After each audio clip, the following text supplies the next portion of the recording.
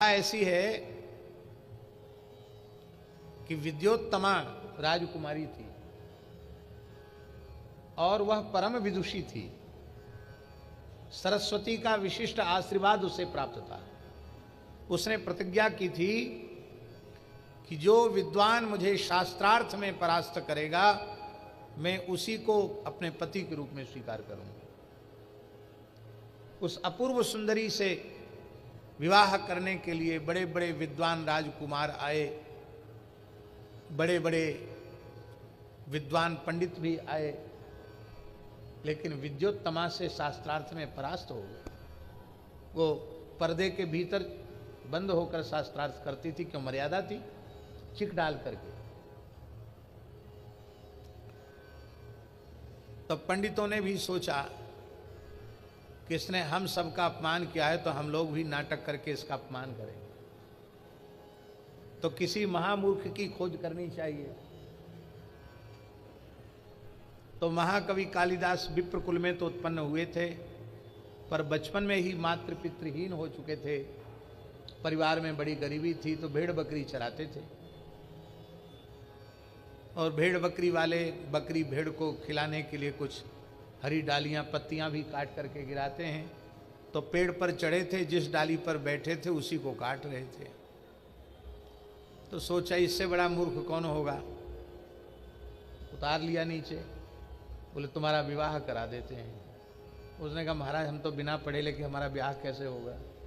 अरे बोले राजकुमारी विद्योत्तमा से विवाह कराएंगे तुम्हारा। क्यों? तुम्हारा स्वरूप बड़ा सुंदर है, दर्शनीय हो, बस एक शर्त है, बोलना नहीं, चुप रहे आना। बाकी बोलने के लिए तो हम लोग पर्याप्त हैं, हम लोग बोलेंगे तुम्हारी तरफ से।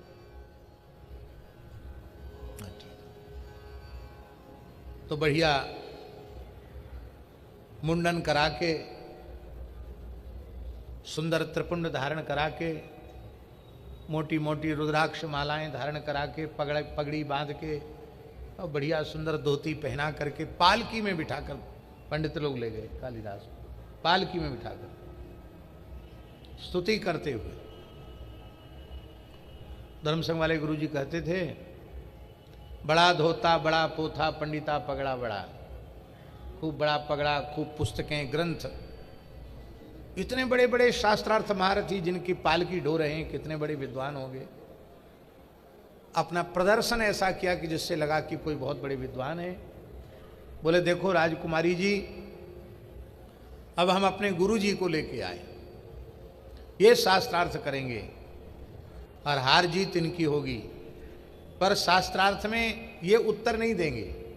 प्रश्न तुम करो और ये उत्तर नहीं देंगे, उत्तर हम लोग देंगे। क्यों? क्योंकि गुरु जी का अनुष्ठान चल रहा है, इतने समय तक ये मौन रहेंगे। ये मौनी है। बोले तो ठीक है। विद्योत्तमा ने कहा जब गुरुजी मौन शास्त्रार्थ करेंगे तो मैं भी बोलूंगी नहीं, मैं भी मौन ही शास्त्रार्थ करूंगी। और जब मौन शास्त्रार्थ होगा तो पर्दा लगकर नहीं होगा, क्योंकि वो तो संकेत से होगा। तो पर्दा खोल दिया गया।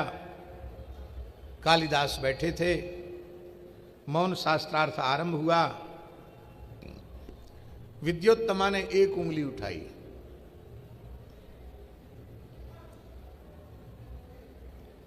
उसका संकेत था कि वेद में परब्रह्म का स्वरूप है एक मेवा द्वितीयम, वह एक अद्वितीय है। एक मेवा द्वितीयम। पंडित उत्तर दें उसके पहले ही कालिदास जी ने सोचा, व्युत्पन्न मती तो थे, भले ही पढ़े लिखे नहीं तो क्या, अपने ढंग से उन्होंने अर्थ लगाया कि एक उंगली दिखाकर एक आंख फोड़ने के लिए कहती है मेरी। ऐसे किया उन्होंने। तो एक उंगली दिखाती, हम दो उंगली।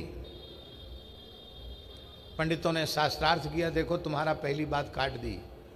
तुमने कहा एक ब्रह्म है, बिल्कुल ठीक बात है, ब्रह्म एक है? ब्रह्मैक्यवाद का प्रतिपादन किया, एक मेवा द्वितीय ब्रह्म का प्रतिपादन राजकुमारी जी आपने किया। लेकिन हमारे गुरुजी ने कहा हुआ एक ब्रह्म प्रकृति का आश्रय लेकर जगत की सृष्टि करता है, इसलिए ब्रह्म और प्रकृति एक न होकर दो हैं, परब्रह्म और परा प्रकृति। बात कट गई। यहाँ बात तो बिल्कुल सही है, उत्तर ठीक दिया, एकदम सही उत्तर दिया। 3 ही प्रश्न में शास्त्रार्थ होना था, 3 बात कट गई तो पराजय। तो विद्योत्तमा ने ऐसे हाथ दिखाया कि यह पिंड ब्रह्मांड 5 तत्वों से निर्मित है, इसके बारे में आप क्या कह सकते हैं।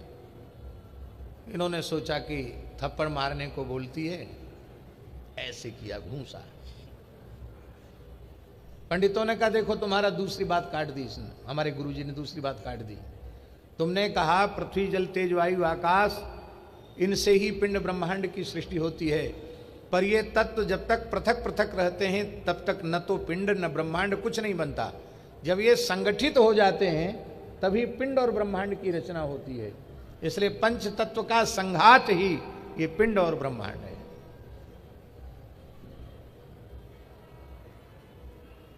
इतनी घबरा गई विद्योत्तमा, कोई संयोग की बात थी। उसने सोचा कि 2 बात काट दी, तीसरी बात काटने में क्या विलंब है। कुछ सोच ही नहीं पाई कि मैं क्या पूछूं, और अंत में उसने कहा कि मैं इनके वैदुष्य के आगे नतमस्तक हूं, मैं अपनी पराजय स्वीकार करती हूं। ब्याह हो गया, सुंदर महल मिल गया, राजा की तरफ से महल मिल गया। शाम का समय था, भेड़ बकरी चराने वाले लोग भेड़ बकरी लेके लौटे। पुराने संस्कार बस आपने अपने मुंह से तर्र तर्र कहा, जैसे भेड़ बकरी चराने वाले कहते हैं, तर्र तर्र किया, सोई उसने समझ गई तो महामूर्ख है, भेड़ बकरी ही चराता होगा, उन्हीं की जैसी आवाज निकाल रहा है। क्रोधपूर्वक विद्योत्तमा ने ऊपर से ही इनको धक्का दे दिया। धक्का दिया तो नीचे गिरे। वहां कोई बहुत प्राचीन जंगल में भगवती भद्रकाली का स्थान था, सिद्ध स्थान था, कालक्रम से विलुप्त हो चुका था। कहते हैं आज भी इधर इंदौर उज्जैन के तरफ वो जगह है जहां आज भी लोग जीव काट कर चढ़ा देते हैं और नई जीव आ जाती है। बहुत सुना होगा आपने, बहुत प्रसिद्ध जगह है। लोग अपनी जीव काट के चढ़ा देते हैं, नई जीव आ जाती है। आज भी ये चमत्कार होता है। वहां ये गिरे और ऐसे जीव निकल गई और जीव दांतों से कटकर वहां गिर गई। भगवती प्रसन्न हो गई और उन्होंने कहा क्या चाहिए तुमको, मैं प्रसन्न हूं, तुमने अपनी जिह्वा हमको अर्पित कर दी, क्या चाहिए। अब जीव कटने से वे शुद्ध उच्चारण नहीं कर सकते थे, इसलिए उनको कहना यह था कि विद्योत्तमा ने मेरा अपमान किया, पर वो विद्योत्तमा इस शब्द का उच्चारण नहीं कर पाए। 3 बार कोशिश करने पर यही शब्द निकला, विद्या विद्या विद्या। भगवती ने कहा इस धरती पर इस युग में तुमसे बड़ा कोई विद्वान नहीं होगा, जाओ, संपूर्ण शास्त्र तुम्हें उपस्थित हो जाएंगे। वो कहते दैवी कृपा से कालिदास जी बहुत बड़े विद्वान हुए, जीव तो ठीक हो ही गई। और फिर उन्होंने भगवती को संतुष्ट करके जब अपने महल के द्वार खटखटाए तो खटखटाने से विद्योत्तमा ने खोलने की अनुमति नहीं दी। तब आपने संस्कृत में कहा कपाटम द्वारम देहि। अब कपाट मुद्घाटे यह भी संस्कृत है, पर यह बहुत साहित्यिक, कपाटम द्वारम देहि। इतनी बढ़िया संस्कृत बोलने वाला कौन है। तो विद्योत्तमा ने कहा अस्ति कश्चिद वाग विशेषः। क्या कहा, अस्ति कश्चिद वाग विशेषः। तब आपने कहा हाँ, वाग विशेष माने कोई विशिष्ट विद्वान है क्या। तब कालिदास का आदर किया, चरणों में प्रणाम किया और अस्ति कश्चित वाग विशेषः, इसी के ऊपर, अस्ति के ऊपर उन्होंने अभिज्ञान शाकुंतलम लिखा, कश्चित के ऊपर कुमार संभवम लिखा, कश्चित कांता विरह गुरुणा, यहीं से कश्चित शब्द से ही कुमार संभवम आरंभ होता है। मेघदूत, मेघदूत लिखा, कश्चित कांता विरह गुरुणा।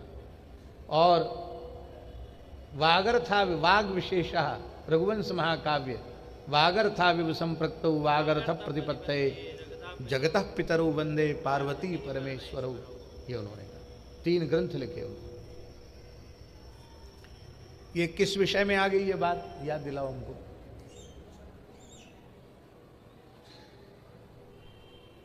ये कहां से शुरू हुई ये बात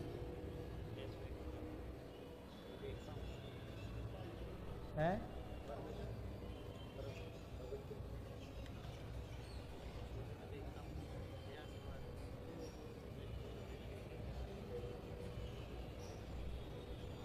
बोलो भाई, आप लोग अच्छे श्रोता हो, बताओ। हाँ, इस विषय में बात आरंभ हुई कि अभिज्ञान शाकुंतलम में एक स्वाभाविक बात है, व्यवहार की बात है कि 2 सगे भाई एक साथ इस प्रकार से कहीं बगीचे में घूम रहे हों और किसी कन्या को देखकर उनका मन सहज आकृष्ट हो, तो क्या बड़ा भाई अपने छोटे भाई से अपने मन की बात बताएगा? त्रिवेदी जी बताएगा क्या? अथवा छोटे भाई का मन आकृष्ट हो रहा हो तो क्या छोटा भाई बड़े भाई को बताएगा? लेकिन भगवान श्री राम अत्यंत सहज सरल भाव से अपने अनुज लक्ष्मण जी को अपने मन की सारी अवस्था बता देते हैं। छिपाव दुराव नहीं करते हैं। और इसके बाद जब गुरुजी के चरणों में उपस्थित होते हैं तुलसी पुष्प आदि लेकर के, तो गुरुजी ने पूछा नहीं है कि वत्स रामभद्र आज किंचित विलंब कैसे हुआ। गुरुजी ने नहीं पूछा भाई तुलसी पुष्प लाने में कुछ विलंब हुआ, उसका कारण क्या है। वो वस्तुतः विलंब भी नहीं हुआ। अरे आमने सामने से देखने में कितना अंतर पड़ा, कितना समय लगा होगा, और कोई बहुत दूर जाना नहीं है। सुंदर सदन से निकट ही गौरी जी का मंदिर है, स्थान है, पुष्प वाटिका है। तो वस्तुतः समय नहीं लगा बहुत अधिक, लेकिन गुरुजी ने जो आज्ञा दी थी तुलसी पुष्प दुर्वा आदि का चयन करके लाओ, वही कार्य न करके हमारी वृत्ति थोड़ी देर के लिए अन्यत्र चली गई। बड़ी सूक्ष्म बात हम कहने जा रहे हैं, शायद आप लोगों को लगेगा हमने पहली बार सुनी है। ये बात हम आदि काव्य श्रीमद् वाल्मीकि रामायण का आश्रय लेकर बोल रहे हैं। जब श्री जनकपुर धाम में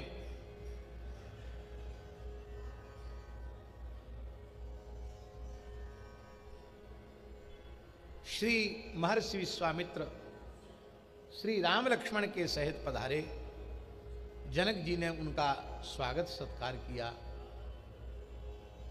और उस समय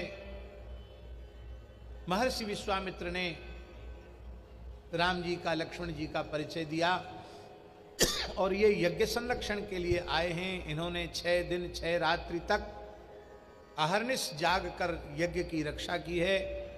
मार्ग में ताड़का का वध किया है, मारीच सुबाहु के आतंक से क्षेत्र को विमुक्त किया है और अहिल्या का उद्धार करके ये दशरथ नंदन श्री राम जनकपुर पधारे।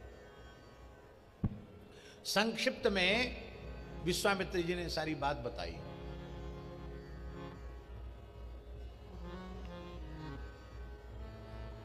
शतानंद जी के मन में आया, शतानंद जी का परिचय जानते हैं ना, कौन है शतानंद जी? महर्षि गौतम के पुत्र महर्षि शतानंद, जो निमि वंश के कुल गुरु हैं। और महर्षि गौतम वही गौतम जिन्होंने दक्षिण गंगा गोदावरी को प्रकट किया, जिन गोदावरी जी की परिक्रमा लगभग 700 संतों के सहित अभी हम करके आए। ऐसा समझिए गोदावरी की परिक्रमा करके सबसे पहले सत्संग के लिए कहीं आए हैं तो इटावा में आए।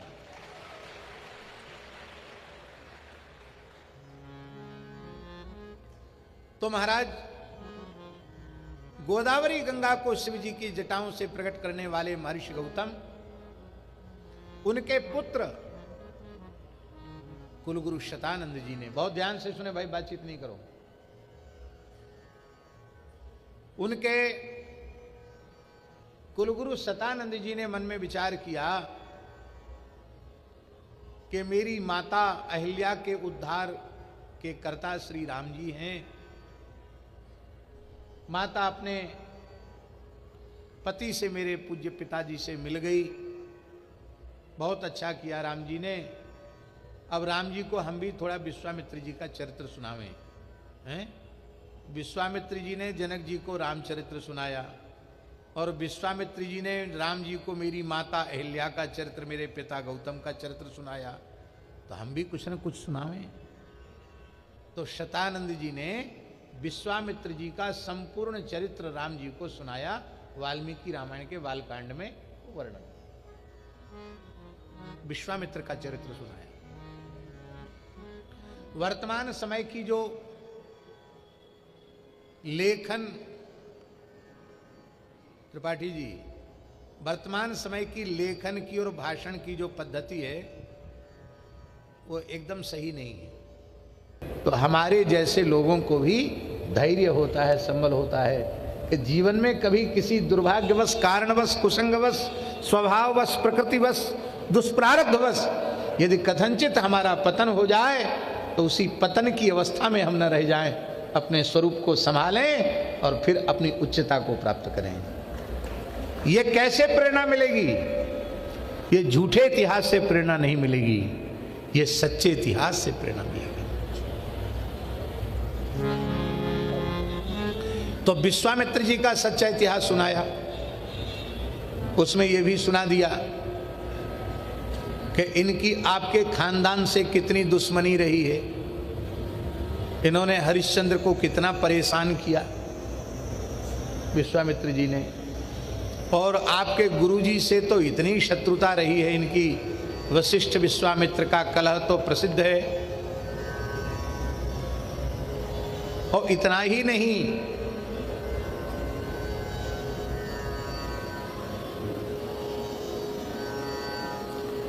इनके जीवन में बहुत विकार है। तपस्या करते करते कितनी बार विक्षेप आया। पहले रंभा के कुसंग से क्रोध उत्पन्न हुआ तो उसको शाप दे दिया। फिर मेनका के कुसंग से उनकी तपस्या में विघ्न उपस्थित हुआ, एक कन्या उत्पन्न हो गई। फिर त्रिशंकु के प्रकरण में क्रोध में उन्होंने अपनी संपूर्ण तपस्या नष्ट कर दी। तो जिनको तुम गुरुजी मान रहे हो, गुरुजी के रूप में स्वीकार किया है ना, वो दो बार तो अप्सराओं के चक्कर में फंस चुके हैं, कितनी बार गुस्सा कर चुके हैं, तुम्हारे गुरुजी से कितनी लड़ाई कर चुके हैं, तुम्हारे कुल खानदान के पूर्वजों से इनका कितना प्रतिस्पर्धा रही है। और ये किसके सामने सुनाया जा रहा है? विश्वामित्र जी, जिनका चरित्र है, चरित्र नायक के सामने ही उनके जीवन के अच्छे बुरे सब प्रसंगों को कहा जा रहा है। पर भगवान श्री राम, उनके भाव में तनिक भी परिवर्तन नहीं होता कि अरे हम तो इनको बहुत अच्छा महात्मा मानते थे, ये ऐसे हैं, ऐसे बार बार फिसल गए अपनी तपस्या से, ये ऐसे हैं। ये भावना राम जी के मन में नहीं आई। वाल्मीकि में स्पष्ट लिखा है, इस चरित्र को सुनकर के राम जी के नेत्रों से प्रेमाश्रुधार बह चली। बोले, हे महर्षि शतानंद जी, आपने बड़ी कृपा की है, गुरुदेव का चरित्र सुनाकर मेरी श्रद्धा को आपने शतगुणित कर दिया है, 100 गुनी श्रद्धा बढ़ा दी।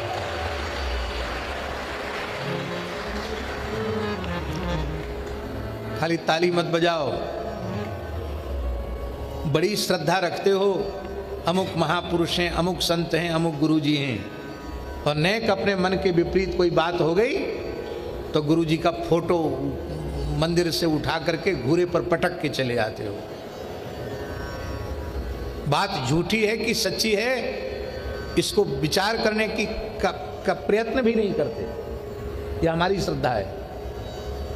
गुरुजनों के प्रति कैसी श्रद्धा होनी चाहिए, ये यदि किसी को सीखना हो तो भगवान श्री राम से सीखना चाहिए। इसलिए भैया चरित्र तो केवल श्री राम जी का ही है।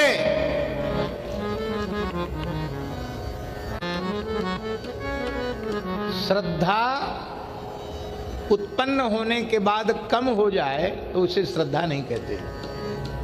जो प्रतिक्षण वर्धमान है उसी को भक्ति कहते हैं, उसी को प्रेम कहते हैं, उसी को श्रद्धा कहते हैं। जो घट जाए उसे श्रद्धा नहीं कहते। जो निरंतर बढ़े उसका नाम श्रद्धा है।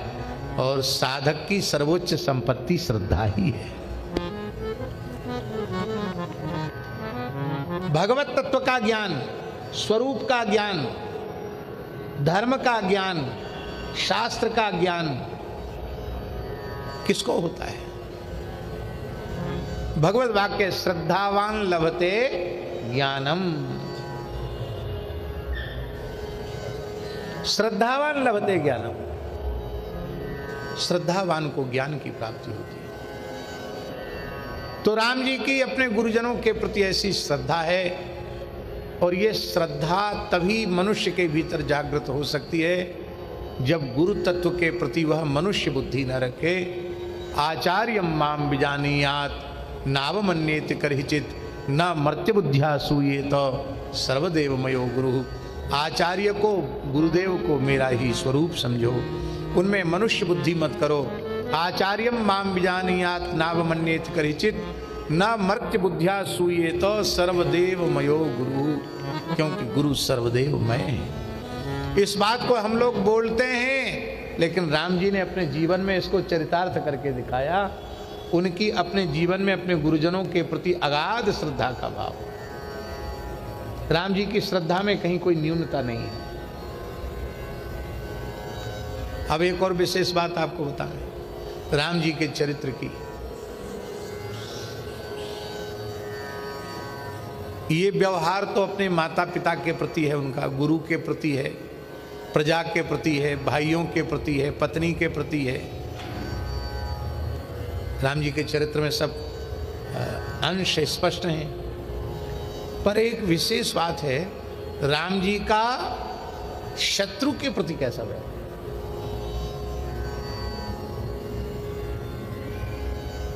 दो बात शत्रु के प्रति व्यवहार की हम उल्लेखित करते हैं, उद्धृत करते हैं। पहली बात,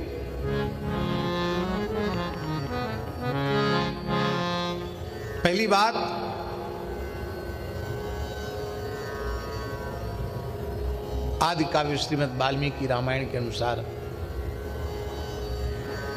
राम रावण युद्ध चल रहा है। रावण रथ पर बैठकर आया है।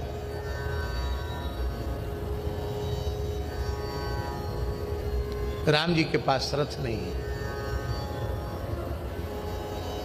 और बहुत स्पष्ट भी है, रावण रथी विरथ रघुवीरा देख विभीषण भयउ अधीरा।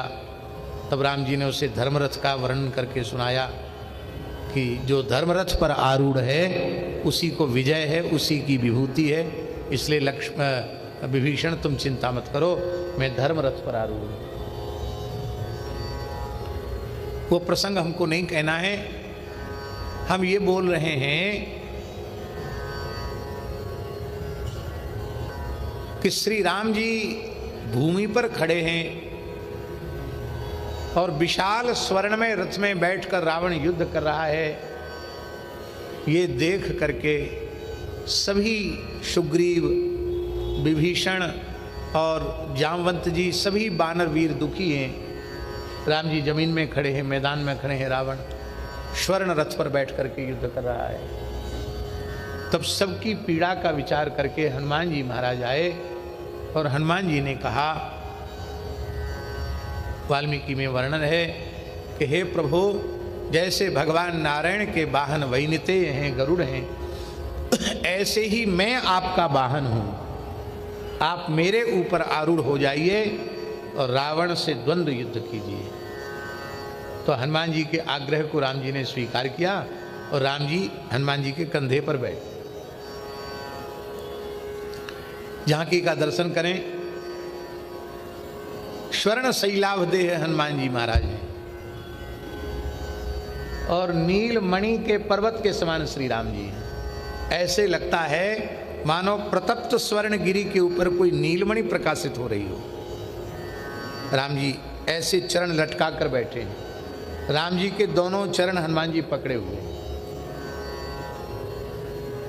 क्योंकि राम जी तो धनुष बाण लेकर युद्ध कर रहे हैं, तो उनको ठीक से संभाल के रखना। तो राम जी के चरण हनुमान जी पकड़े हुए हैं और अनेक प्रकार के युद्ध कौशल को प्रदर्शित करके रावण की अमोघ बाण वर्षा को हनुमान जी मोघ कर रहे हैं, व्यर्थ कर रहे हैं। कभी लंबे हो जाते, कभी आकाश में उछल जाते, कभी बहुत छोटे हो जाते, कभी दाएं हो जाते, कभी बाएं हो जाते। रावण ने देखा कि मेरे बड़े बड़े दिव्य अस्त्र शस्त्र भी विफल हो रहे हैं, शत्रु ये बानर सबको विफल कर देता है, ये बड़ा युद्ध कौशल वाला बानर है और ये बानर ही सारी समस्या की जड़ है। ये समुद्र लांघ कर ना आता तो थोड़ी विपत्ति आने वाली थी, इसी ने लाकर पता बताया, लंका में आग भी लगाई, मेरे पुत्र को भी मार डाला, और यही बानर सारी समस्या की जड़ है, संकटों की जड़ यही है। इसलिए राम जी से नहीं, अब बानर से ही युद्ध करेंगे। धर्म युद्ध की मर्यादा यह है कि वाहन से युद्ध नहीं होता है, रथी से युद्ध होता है। लेकिन रावण तो रावण हनुमान जी से युद्ध करने लग गया। हनुमान जी अपने लाघव से, कौशल से उसके बाणों को बचाते रहे। अंत में उसने मंत्र से अवमंत्रित करके 3 अमोघ शक्तियां बाण के रूप में हनुमान जी के ऊपर छोड़ी और मंत्र शक्ति से प्रेरित वह अमोघ शक्ति हनुमान जी के ललाट में आकर धस गई। वो तीनों बाण उनके ललाट में आकर धस गए। ये तो वज्रांग देह हैं, वे आर पार नहीं हो सके, केवल उनकी नौक ही धसी और हनुमान जी ने बाएं हाथ से उनको निकाल करके उल्टे रावण की ओर ही चला दिया। अब जब वो बाण निकाले हनुमान जी ने, तो हनुमान जी के ललाट से रक्त झरने लग गया और वह रक्त जब श्री राम जी के चरणों से स्पर्श उसका हुआ, राम जी ने देखा हनुमान जी के मस्तक पर रक्त झर रहा है, तब श्री रघुनाथ जी क्रुद्ध हो गए और इतने क्रुद्ध हुए कि राम जी ने इतना प्रचंड युद्ध किया रावण के साथ कि केवल एक मुहूर्त का अर्थ होता 2 घड़ी, 2 घड़ी का अर्थ होता 48 मिनट, मात्र 48 मिनट में त्रिलोक विजयी रावण के साथ युद्ध करके राम जी ने उसकी सेना को, उसके रथ को, उसके सारथी को, उसके अश्वों को, उसकी ध्वजा को, उसके कवच को, उसके एक एक अस्त्र शस्त्र को नष्ट कर दिया, उसके पार सुरक्षकों को नष्ट कर दिया और केवल रावण भूमि पर खड़ा हुआ है। उसके पास न कोई सेना है, न कोई सहयोगी है, न कोई सहायक है। अपने संपूर्ण जीवन में रावण ने यह अवस्था अपने जीवन में कभी नहीं देखी थी। त्रिलोक विजयी रावण था। उसके मन में विचार आया कि हमने तो सुना था मारीच के द्वारा, रामो विग्रहवान धर्म, राम जी मूर्तिमान धर्म है, लेकिन ये कैसे मूर्तिमान धर्म है? मेरी सेना नष्ट हो गई, मेरा कवच नष्ट हो गया, मेरा रथ सारथी, मेरे अंगरक्षक, पास सुरक्षक सब नष्ट हो गए, मेरे पास कोई अस्त्र शस्त्र भी नहीं रह गया, फिर भी श्री राम जी का क्रोध कम नहीं हो रहा है, वो लगातार मेरे ऊपर बाण वर्षा करते चले जा रहे हैं। तो मारीच ने कहा था कि राम तो विग्रहवान धर्म है, आज राम जी का धर्म कहां चला गया? तब रावण ने मन में विचार किया, राम जी के जीवन में अधर्म नहीं हो सकता, हमारे जीवन में ही कोई बहुत बड़ी चूक हो रही है। तब रावण की समझ में आया कि राम जी की बाण वर्षा इसलिए लगातार हो रही है क्योंकि धनुष के टूटे हुए टुकड़े को घुमा घुमा करके मैं युद्ध कर रहा हूं। तो जब तक किसी भी प्रकार से आत्मरक्षा का प्रयत्न कोई व्यक्ति करता है तब तक युद्ध चलता है। इसलिए उस टूटे हुए टुकड़े को रावण ने जब फेंक दिया, वाल्मीकि में वर्णन है, तो राम जी ने मुस्कुराकर तुरंत अपने धनुष की प्रत्यंचा को उतार दिया, युद्ध बंद कर दिया। उसने धनुष का टुकड़ा फेंका तो राम जी ने प्रत्यंचा उतार दी, और प्रत्यंचा उतार पूरा आकाश भरा हुआ है देवताओं से, सिद्धों से। आज के जैसा युद्ध न भूतो न भविष्यति, राम रावणयोर युद्धम राम रावणयोरिव। आज राम जी ने कहा, हनुमान जी को भी आश्चर्य है राम जी के पराक्रम को देख करके। तब राम जी ने हनुमान जी से कहा, हनुमान, आज जो तुमने मेरे युद्ध में पराक्रम का दर्शन किया है, मम वा त्र्यंबकस्य वा, ऐसा बल, ऐसा युद्ध कौशल या तो मुझ में है या देवाधिदेव भगवान शिव में है, और तीसरे में यह संभव नहीं। ये वाल्मीकि की पंक्ति, मम वा त्र्यंबकस्य वा, या तो मुझ में है या शिव जी में है। स्पष्ट हो गया राम जी परमात्मा है।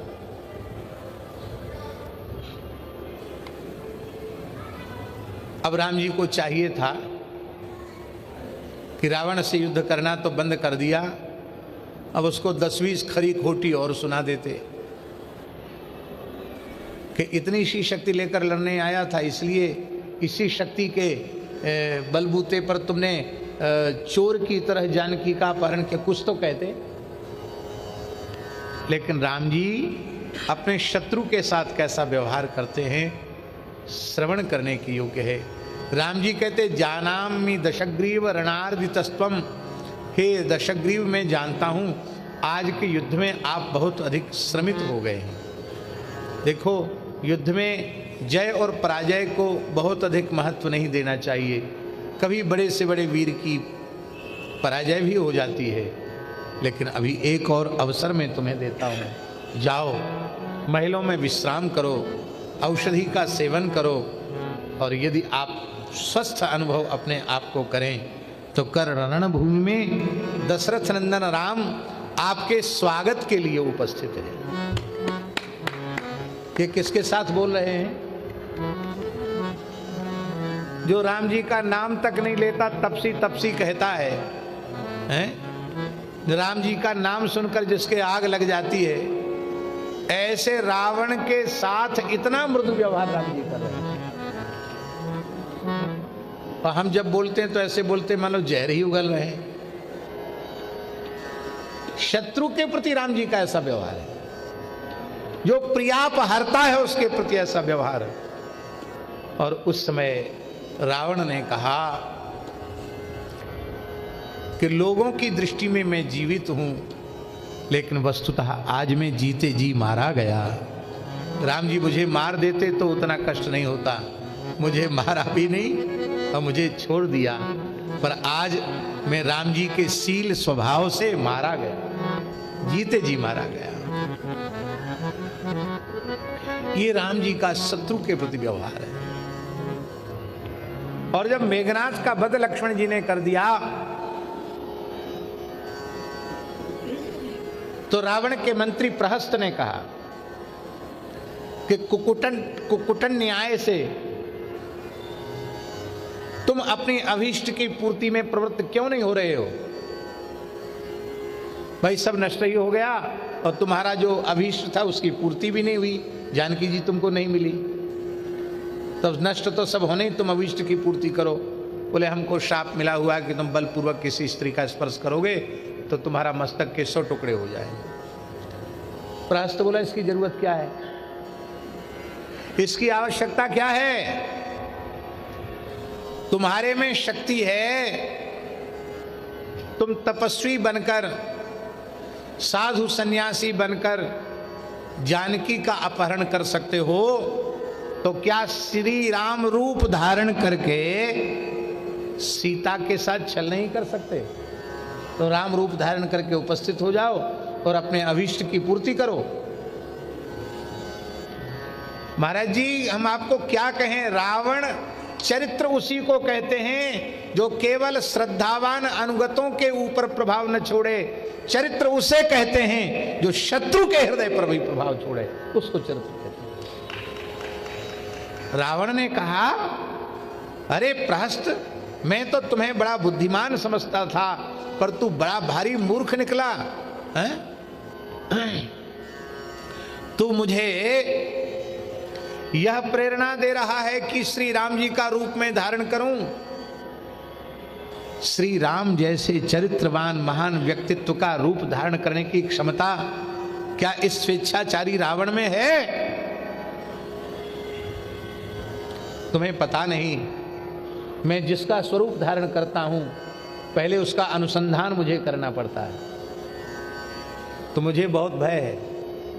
मैं राम जी के चरित्र का, राम जी के स्वरूप का, राम जी के गुणों का, राम जी के शील का अनुसंधान करने लगूंगा ना, तो मैं रावण ही नहीं रह जाऊंगा। फिर तू अभीष्ट पूर्ति की क्या चलता है, क्या बात करता है? पर मुझे अपनी धर्म पत्नी मंदोदरी भी माता के रूप में दिखाई पड़ने लग जाएगी, हैं?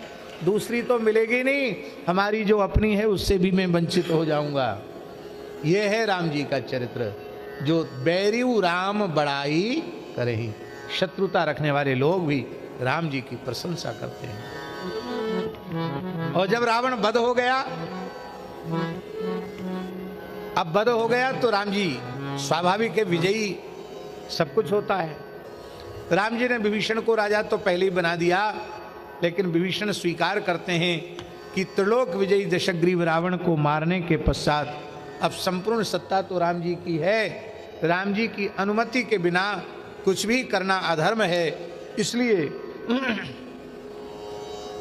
विभीषण ने कहा कि भगवान, रावण वध तो हो गया, आपको विजय भी मिल गई, लेकिन अब आपकी रावण के अंत्येष्टि संस्कार के संबंध में क्या आज्ञा है?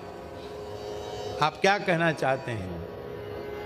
इसका मतलब है कि आप अनुमति दें तो उसका सविधि अंत्येष्टि संस्कार हो, और यदि आप अनुमति न दें तो जाने दो, मर गया मर गया।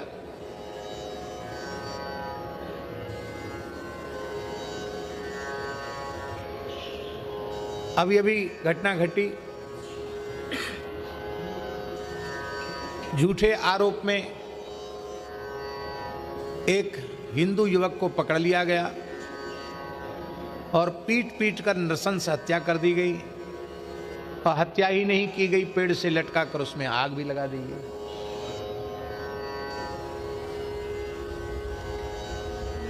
मनुष्य कितना नीचे गिर सकता है, आप विचार कीजिए।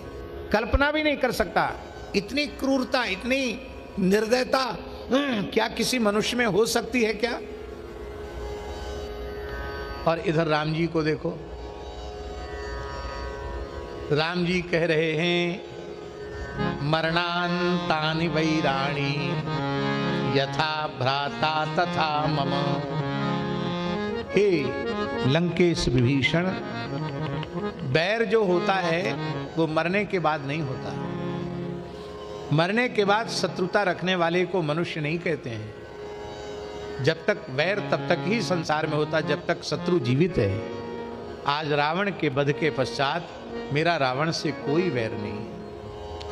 चलो ये बात तो ठीक है कि हमारा वैर नहीं, लेकिन आगे की जो बात राम जी कह रहे हैं, राम जी कहते हैं कि जैसा तुम्हारा पूज्य बड़ा भाई रावण है, ऐसे ही मैं तुम्हारा मित्र हूं। मैं भी रावण को अपना अग्रज मानने के लिए तैयार हूं, इसलिए मैं अपने प्रतिनिधि के रूप में लक्ष्मण को भेजता हूं और पूरे राजकीय सम्मान के सहित रावण का अंत्येष्टि संस्कार होना चाहिए। ये राम जी का स्वभाव है। इसलिए कहा गया, पुरुषो रामचरितम श्रवणैरुपधारयन् आनृशंस्य परो राजन् कर्म बंधैर्विमुच्यते। इसलिए हर मनुष्य को प्रतिदिन रामचरित्र अवश्य पढ़ना चाहिए। हमारे पूज्य श्री रमण रेती वाले महाराज जी चाहे जितने व्यस्त हों, बिना रामचरित मानस के पाठ के वे शयन में नहीं जाते। प्रतिदिन रामचरित्र का पाठ करते। उनका जप, उनका पाठ किसी स्थिति में प्रभावित नहीं होता है। प्राचीन मर्यादा रही है सभी राज दरबारों में सबसे पहले रामचरित्र सुनाया जाता था, इसके बाद कार्यवाही आगे की ओर आरंभ होती थी। हम आपसे बड़ी विनम्रता पूर्वक निवेदन कर रहे हैं, पूरे संसार में ऐसा वातावरण निर्मित हो जाए, हर विद्यालय में, हर शिक्षण संस्थान में, हर राज्यसभा में, विधानसभा में, लोकसभा में पहले श्री राम जी का थोड़ा गुणगान हो, उनके चरित्र पर अनुसंधान हो, इसके बाद कार्य आरंभ हो, तो हम कहते हैं पूरे विश्व का चरित्र बदल जाएगा, पूरे विश्व में शांति का वातावरण आ जाएगा। और ऐसी बात है, यस्यामलम नृप सदस्सु यशोधुनापि गायन्त्यघग्न ऋषयो दिग्भेन्द्र पट्टम तम नाकपाल वसुपाल किरीट जुष्ट पादाम्बुजम रघुपतिम शरणम प्रपद्ये। अधुना अपि, सुखदेव जी कह रहे हैं, आज भी राजाओं की सभाओं में ऋषियों के द्वारा श्री राम जी का चरित्र नित्य प्रति गाया जाता है। ये परंपरा रही है हमारे देश की, राम जी के चरित्र के गान की, क्योंकि राम जी के चरित्र के आश्रय के बिना जीवन में मनुष्य चरित्रवान नहीं हो सकता। हमने विद्वानों से सुना है कि मनुष्य का धन नष्ट हो गया तो बहुत चिंता नहीं करनी चाहिए, फिर पुरुषार्थ करेगा, धन कमा लेगा। बहुत कम नष्ट हुआ, यदि स्वास्थ्य नष्ट हुआ तो थोड़ा नष्ट हुआ ऐसा मानना चाहिए, क्योंकि पुरुषार्थ चतुष्टय की सिद्धि का साधन शरीर है और शरीर का उत्तम स्वास्थ्य बना रहना उत्तम पक्ष है। इसलिए धन नष्ट हुआ तो कुछ भी नष्ट नहीं हुआ, स्वास्थ्य नष्ट हुआ तो कुछ नष्ट हुआ, किंतु जिस मनुष्य का चरित्र नष्ट हो गया उसका सर्वस्व नष्ट हो गया। इसलिए भैया, यदि हम अपने आप को बचाना चाहते हैं, अपने चरित्र को बचाना चाहते हैं, अपने जीवन में सरलता, सहजता, दयालुता, कृपालुता, क्षमा, करुणा, सौशील्य, सौहार्द आदि पवित्र गुणों को अपने जीवन में संजोना चाहते हैं,